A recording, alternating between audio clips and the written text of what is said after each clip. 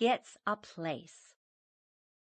When Ben awoke next morning, he looked about him for a moment, half bewildered, because there was neither a canvas tent, a barn roof, nor the blue sky above him, but a neat white ceiling, where several flies buzzed sociably together, while from without came not the tramping of horses, the twitter of swallows, or the chirp of early birds, but the comfortable cackle of hens and the sound of two little voices chanting the multiplication table. Sancho sat at the open window, watching the old cat wash her face, and trying to imitate her with his great ruffled paw, so awkwardly that Ben laughed, and Sanch, to hide his confusion at being caught, made one bound from chair to bed, and licked his master's face so energetically that the boy dived under the bedclothes to escape from the rough tongue. A rap on the floor from below made both jump up, and in 10 minutes a shiny-faced lad and a lively dog went racing downstairs, one to say, "Good morning, ma'am," the other to wag his tail faster than ever tail wagged before, for ham frizzled on the stove, and Sancho was fond of it. "Did you rest well?" asked Mrs. Moss, nodding at him, fork in hand. "Guess I did. Never saw such a bed. I'm used to hay and a horse blanket, and lately nothing but sky for a cover and grass for my feather bed," laughed Ben, grateful for present comforts and making light of past hardships. "Clean, sweet corn husks ain't bad for young bones, even if they haven't got more flesh on them than yours have," answered Mrs. Moss, giving the smooth head a motherly stroke as she went by. "Fat ain't allowed in our profession, ma'am. The thinner the better for tight ropes and tumbling, likewise bareback riding and spry jigging. Muscle's the thing, and there you are." Ben stretched out a wiry little arm with a clenched fist at the end of it, as if he were a young Hercules, ready to play ball with a stove if she gave him leave. Glad to see him in such good spirits, she pointed to the well outside, saying pleasantly, "Well, then, just try your muscle by bringing in some fresh water." Ben caught up a pail and ran off, ready to be useful, but while he waited for the bucket to fill down among the mossy stones, he looked about him, well pleased with all he saw, the small brown house with a pretty curl of smoke rising from its chimney, the little sisters sitting in the sunshine, green hills and newly planted fields far and near, a brook dancing through the orchard, birds singing in the elm avenue, and all the world as fresh and lovely as early summer could make it. "Don't you think it's pretty nice here?" asked Bab, as his eye came back to them after a long look, which seemed to take in everything, brightening as it roved. "Just the nicest place that ever was. Only needs a horse round somewhere to be complete," answered Ben, as the long well sweep came up with a dripping bucket at one end, an old grindstone at the other. "The judge has 3, but he's so fussy about them he won't even let us pull a few hairs out of old Major's tail to make rings of," said Betty, shutting her arithmetic with an injured expression. "Mike lets me ride the white one to water when the judge isn't around. It's such fun to go jouncing down the lane and back. I do love horses," cried Bab, bobbing up and down on the blue bench to imitate the motion of White Jenny. "I guess you are a plucky sort of girl," and Ben gave her an approving look as he went by, taking care to slop a little water on Mrs. Puss, who stood curling her whiskers and humping up her back at Sancho. "Come to breakfast," called Mrs. Moss, and for about 20 minutes little was said, as mush and milk vanished in a way that would have astonished even Jack the Giant Killer with his leather bag. "Now, girls, fly round and get your chores done up. Ben, You go chop me some kindlings, and I'll make things tidy. Then we can all start off at once," said Mrs. Moss, as the last mouthful vanished and Sancho licked his lips over the savory scraps that fell to his share. Ben fell to chopping so vigorously that chips flew wildly all about the shed. Bab rattled the cups into her dishpan with dangerous haste, and Betty raised a cloud of dust sweeping up, while Mother seemed to be everywhere at once.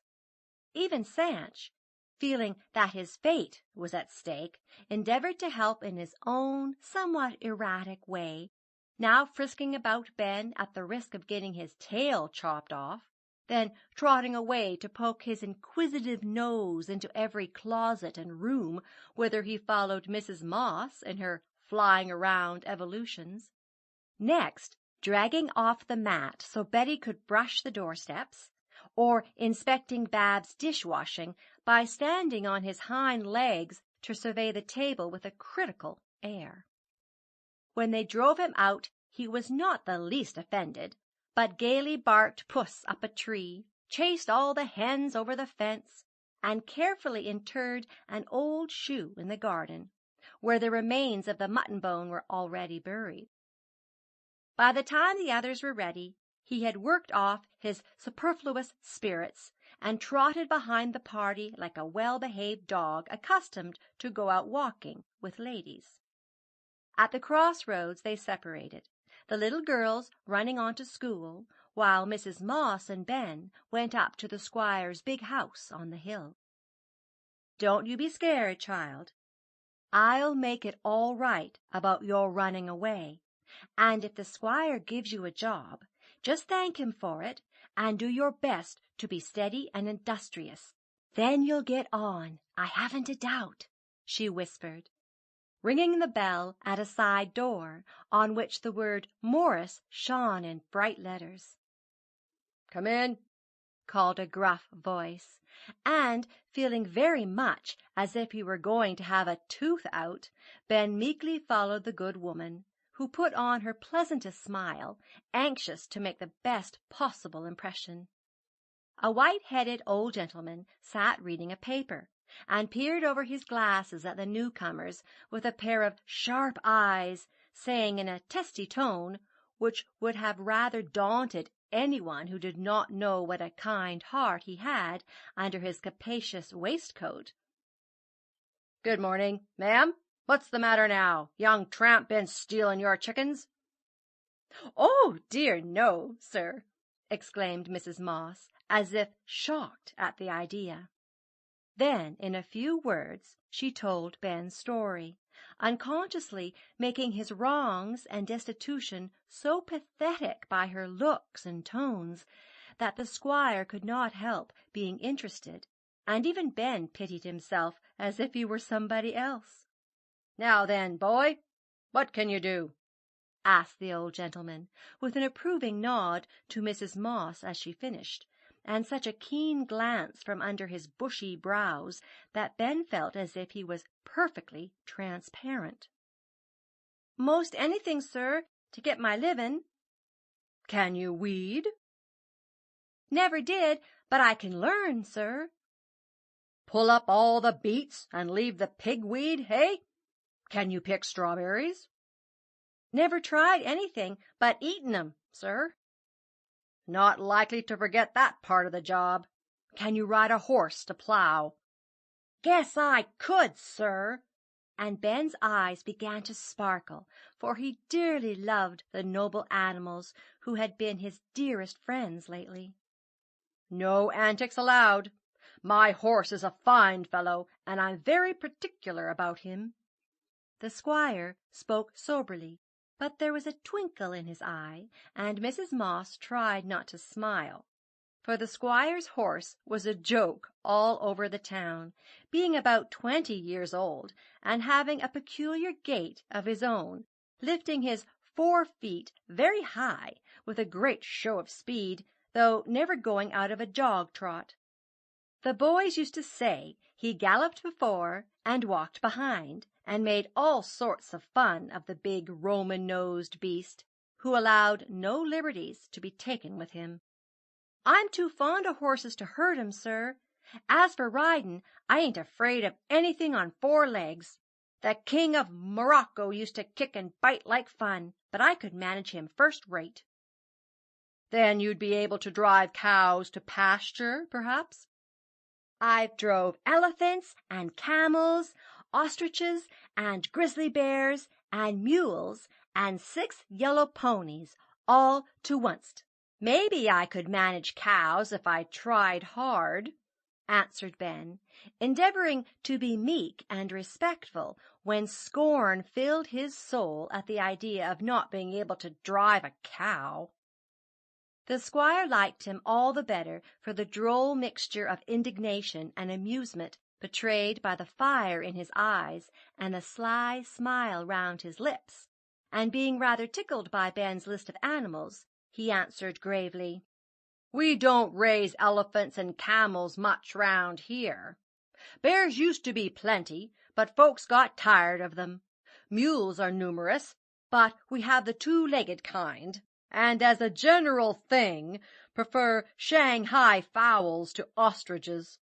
He got no farther, for Ben laughed out so infectiously that both the others joined him, and somehow that jolly laugh seemed to settle matters better than words. As they stopped, the squire tapped on the window behind him, saying, with an attempt at the former gruffiness, "We'll try you on the cows a while. My man will show you where to drive them, and give you some odd jobs through the day. I'll see what you are good for, and send you word tonight, Mrs. Moss. The boy can sleep at your house, can't he?" "Yes, indeed, sir. He can go on doing it, and come up to his work just as well as not. I can see to him then, and he won't be a care to anyone," said Mrs. Moss heartily. "I'll make inquiries concerning your father, boy. Meantime, mind what you are about, and have a good report to give when he comes for you," returned the squire, with a warning wag of a stern forefinger. "Thank you, sir. I will, sir. Father'll come just as soon as he can, if he isn't sick or lost," murmured Ben, inwardly thanking his stars that he had not done anything to make him quake before that awful finger, and resolving that he never would. Here a red-headed Irishman came to the door, and stood eyeing the boy with small favor while the squire gave his orders. "Pat, this lad wants work. He's to take the cows and go for them. Give him any light jobs you have, and let me know if he's good for anything." "Yes, your honour. Come out of this, boy, till I show you the basties," responded Pat, and, with a hasty good-bye to Mrs. Moss, Ben followed his new leader, sorely tempted to play some naughty trick upon him in return for his ungracious reception. But in a moment he forgot that Pat existed, for in the yard stood the Duke of Wellington, so named in honor of his Roman nose. If Ben had known anything about Shakespeare, he would have cried, "A horse! A horse! My kingdom for a horse!" For the feeling was in his heart, and he ran up to the stately animal without a fear. Duke put back his ears and swished his tail as if displeased for a moment, but Ben looked straight in his eyes, gave a scientific stroke to the iron-gray nose, and uttered a chirrup which made the ears prick up as if recognizing a familiar sound. "He'll nip ye if you go bothering him that way. Leave him alone, and attend to the cattle, as your honour told ye," commanded Pat, who made a great show of respect toward Duke in public, and kicked him brutally in private. "I ain't afraid. You won't hurt me, will you, old fella? See there now, he knows I'm a friend, and takes to me right off," said Ben, with an arm around Duke's neck, and his own cheek confidingly laid against the animal's, for the intelligent eyes spoke to him as plainly as the little whinny which he understood and accepted as a welcome. The squire saw it all from the open window, and suspecting from Pat's face that trouble was brewing, called out, "Let the lad harness Duke, if he can. I'm going out directly, and he may as well try that as anything." Ben was delighted, and proved himself so brisk and handy that the roomy chaise stood at the door in a surprisingly short time, with a smiling little ostler at Duke's head when the squire came out. His affection for the horse pleased the old gentleman, and his neat way of harnessing suited as well, but Ben got no praise except a nod and a brief "All right, boy," as the equipage went creaking and jogging away. 4 sleek cows filed out of the barnyard when Pat opened the gate, and Ben drove them down the road to a distant pasture where the early grass awaited their eager cropping. By the school they went, and the boy looked pityingly at the black, brown, and yellow heads bobbing past the windows as a class went up to recite, for it seemed a hard thing to the liberty-loving lad to be shut up there so many hours on a morning like that. But a little breeze that was playing truant round the steps did Ben a service without knowing it, for a sudden puff blew a torn leaf to his feet, and seeing a picture, he took it up. It evidently had fallen from some ill-used history, for the picture showed some queer ships at anchor, some oddly dressed men just landing, and a crowd of Indians dancing about on the shore. Ben spelt out all he could about these interesting personages, but could not discover what it meant, because ink evidently had deluged the page, to the new reader's great disappointment. "I'll ask the girls. Maybe they will know," said Ben to himself, as, after looking vainly for more stray leaves, he trudged on, enjoying the bobolink's song, the warm sunshine, and a comfortable sense of friendliness and safety, which soon set him to whistling as gaily as any blackbird in the meadow. End of chapter 5.